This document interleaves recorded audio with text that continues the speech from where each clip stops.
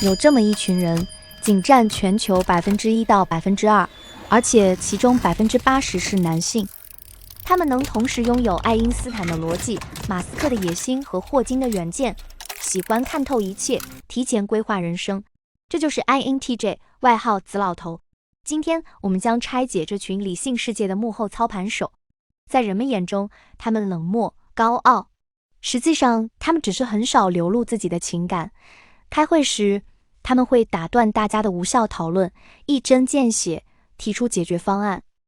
他们会拒绝无意义社交，却在深夜给信任的人发去万字解析。他们对自己和别人都有很高的要求，有完美主义倾向，不喜欢和智力不如自己的人打交道，有的还有强烈的优越感。他们对感情表达迟钝，却会用帮你解决问题的方式默默守护你。他们的信条是：我肯定可以改进这个。他们不是没有情感，而是追求效率和逻辑。但在强调集体主义的社会里，比如中国，他们显得很另类、高冷，而且容易被排挤。他们试图拆解这个世界，现在我们来拆解他们的思想世界。INTJ 的主导功能是内向直觉 NI。主导功能就像掌握方向盘的司机，决定了 INTJ 大致方向。我们通过五感感知世界的表象，但直觉能发现更深层的、更隐藏的模式。前面我们讲解了 INTP， 看上去和 INTJ 很像，都有 INT， 但这两者有明显的差异。INTP 的辅助功能是外向直觉 NE， 这也是一种直觉，但是偏外向的 NZ 就像风筝在天上自由飞舞，迎着风到处探索，追逐各种可能性。NE 看到一件事，马上会联想到10件事，再从10件事里生出上百种可能，像脑洞大开的头脑风暴。这是发散的，像一张大网，捕捉所有可能的想法和组合。他不急于下结论，而是享受探索还能有什么的过程。比如他们会想，如果我们这样做会怎样？那换个角度呢？有 NE 特质的人会乐在其中，但可能需要别人帮忙收网。而内向直觉 NI 是聚焦的，像激光一样穿透表面，直达事物的核心。他会把零散的信息，包括过去的经验、观察，甚至直觉的预感，像拼图一样整合起来，最终形成一个清晰的洞察。比如，这个项目的真正关键是传播度，有多少比例的点赞、转发、关注。这就像潜水员并不在乎海面上的波浪和鱼群，而是直接潜向深处，综合水流、温度、光线等细微线索，感知到宝藏的方位。但如果你让他们说清楚为什么是这样，他们可能也没办法。当然，这种方式也有局限，可能会让 INTJ 忽略其他可能性，或者先入为主。INTJ 的辅助功能是外向思维 TE。TE 的作用是逻辑、分析、系统化，将事物拆解、理解和调整外部世界，以保证运作更加合理和高效。而 INTP 的主导功能是内向思维 TI， 和 TE 有什么区别呢？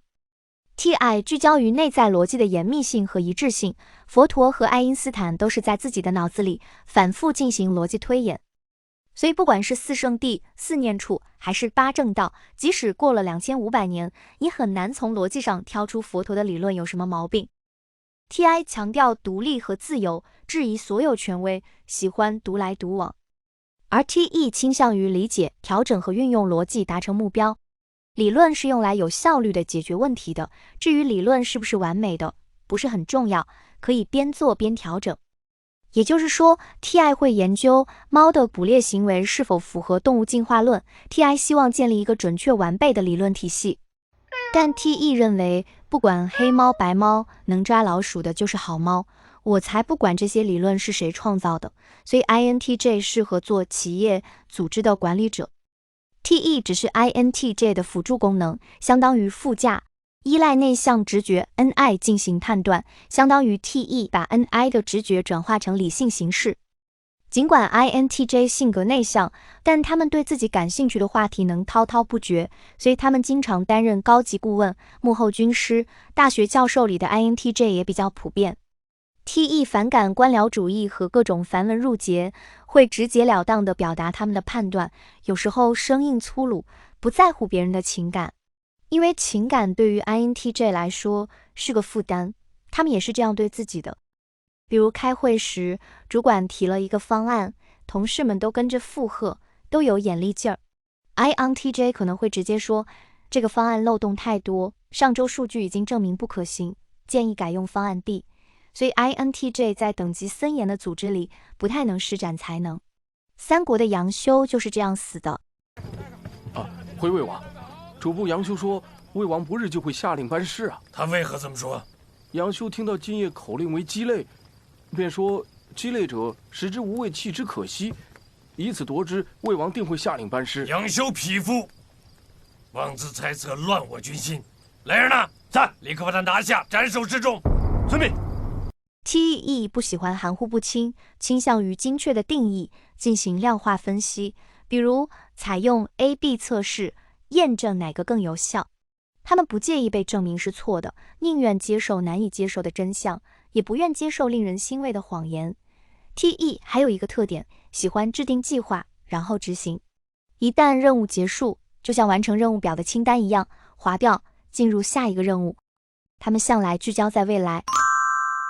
第三功能，内向情感 FI。FI 的主要作用是探索和完善个人品味、感受和价值观，为自己的信仰和价值观而奋斗，对自己的一亩三分地，比如对他们的家人和宠物投入情感，也为弱势群体而战。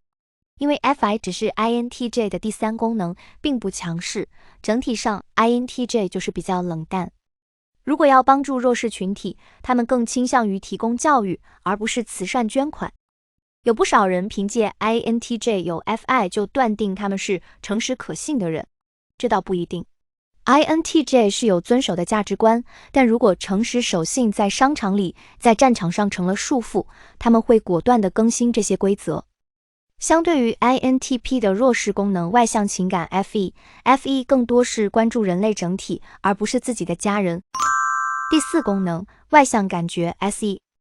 这是 INTJ 的弱势功能，外向感觉 SE 擅长灵活感知外面的世界，并且迅速反应，喜欢寻求更多新奇的感官体验。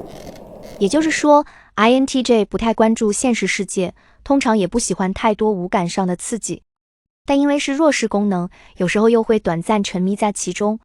整体上 ，INTJ 对生活细节不够敏感。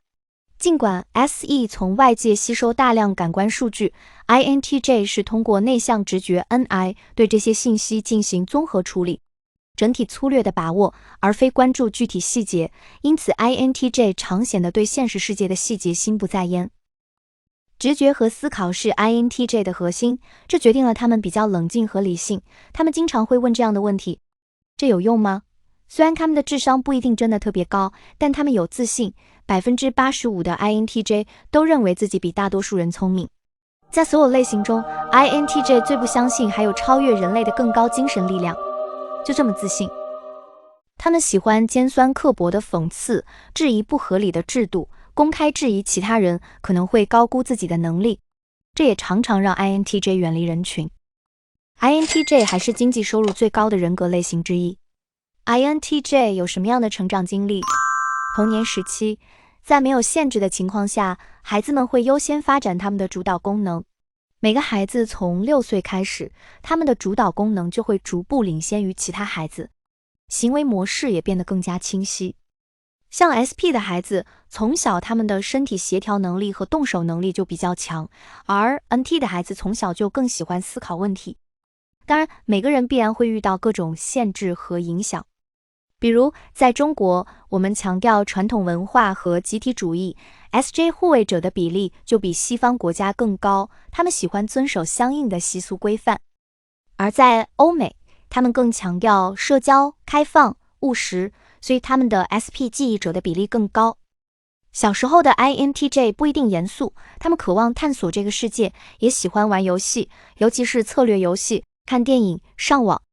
INTJ 会更多的运用内向直觉 NI， 也越来越喜欢借助外向思维 TE 思考和解决问题。随着阅历的提升，他们积累了不少知识，越来越发现自己的独特之处。有人可能会嘲笑他们是书呆子，他们跟大多数人不一样，也不太合群。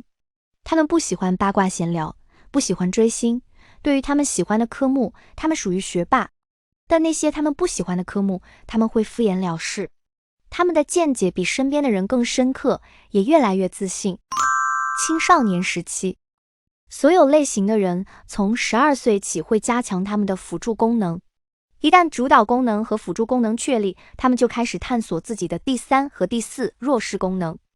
INTJ 因青春期的冲动、荷尔蒙变化和社会压力，被感官世界的刺激强烈吸引，他们外向感觉 SE 逐步觉醒。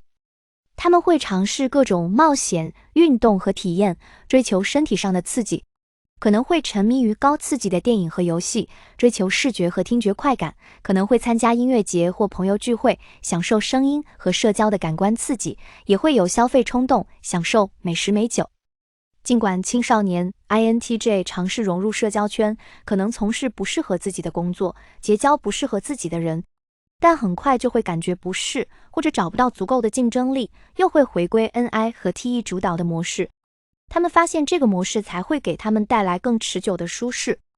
对于每个人而言，充分发挥他们的主导功能和辅助功能，找到适合从事的工作非常重要。如果从事着一份你不喜欢的工作10年、20年，而且无法发挥你的优势，你对自己和这个世界都会产生扭曲的看法。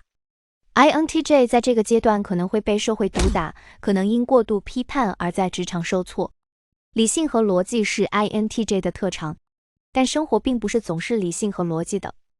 INTJ 最大的问题是对自己的分析能力过于自信，天地不仁，以万物为刍狗。现实最喜欢羞辱每个人，啪啪打脸，按在地上摩擦，即使是 INTJ 也不能幸免。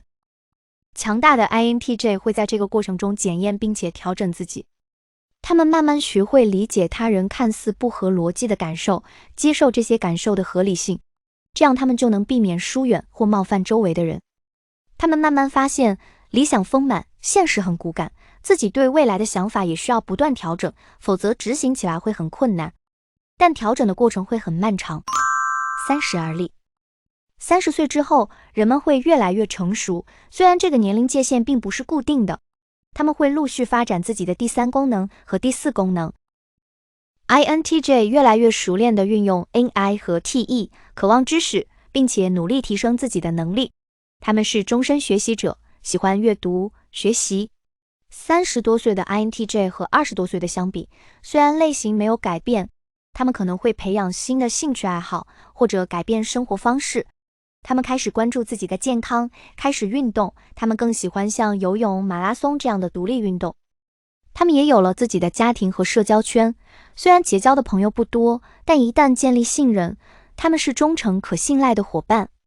随着第3功能和第4功能的完善，有些 INTJ 还会追逐物质享受，买豪车豪宅，或者追逐权力，成为著名的政治家。INTJ 适合的工作，任何一种类型都有他们的优点，优点也必然成为他们的缺点。INTJ 也一样。虽然大概率上 INTJ 经济情况会不错，但如果选错了行业，经济窘迫的也有不少。他们擅长分析问题，看到改进的可能性，之后有条不紊地实施解决方案，将自己的想法转变为现实，这会给他们带来极大的满足感。INTJ 热爱逻辑和结构，享受深入理解系统的挑战。他们喜欢独立工作或小团队，制定战略，稳步推进。如果 INTJ 是领导， INTJ 通常不爱管人，但当没人站出来，他们会毫不犹豫接管，带领团队冲向目标。他们会设定清晰目标和量化成果，划分独立负责的项目，之后让团队自由发挥。但小心，他们的直觉和果断有时会忽略不同意见，计划可能过于宏大，细节执行上只能留给团队去探索。INTJ 更看重团队成员的能力和成果，对于能独立解决复杂问题、带来实际效益的下属会格外赏识。如果 INTJ 是同事，在项目执行中， INTJ 会严格按照计划推进，对于无故拖延、频繁变更计划的行为极为反感。比如在软件开发项目里， INTJ 会专注于代码逻辑优化，减少冗余代码，提高开发效率。若团队成员因缺乏规划导致进度滞后，那就准备接受 INTJ 的狂风暴雨吧。INTJ 对无意义的废话零容忍，他们用逻辑说服团队，却可能与注重关系的队友有些摩擦。可能被贴上情商低的标签。INTJ 适合需要深度分析和挑战性职业，适合他们的职业包括在商业金融领域、企业顾问、金融分析师、战略规划师、预算、经济学家、创业等。这些领域需要高度发达的分析能力。在 AT 业，程序员、系统分析师、网络安全专家、动画师、设计师等。在教育领域，大学讲师、教授、行政人员、数学家、人类学家等。INTJ 适合高等教育，像小学和中学老师可能不太适合。在医疗行业，精神科医生、心理学家、神经科医生、心脏病专家、药理学家、验尸官、遗传学家、外科医生，这些职业可以独立工作，技术含量高。还有其他细分的专业人才，律师、法官、新闻分析员、技术作家、知识产权、土木工程、航空航天、情报专家、犯罪学家等，这些领域都需要大量的逻辑和思考。这个世界有太多的问题，需要他们用逻辑来改变。但像客服、零售、销售、护士、警察这些需要重复、频繁的和人进行情感交流的，对他们来说就太无聊了，难以发挥他们的战略天赋。大家熟知的大侦探福尔摩斯，还有脾气怪异的豪斯医生，从微小细节迅速推理出复杂案件全貌，精准的直觉判断和逻辑分析，活脱脱就是现实中 INTJ 的缩影。没有人是完美的，他们用逻辑推演世界，却不知道如何说一句温暖的晚安。他们能精准规划10年后的事业版图，却搞不懂为什么伴侣会因没及时回复表情而失落。INTJ 的理性王国里，似乎总有一片名为情感的未知领域，但这不是弱点，而是待解码的人际算法。有问题到星球，我有问必答。你是 INTJ 吗？还是你爱的人是 INTJ？下期再见。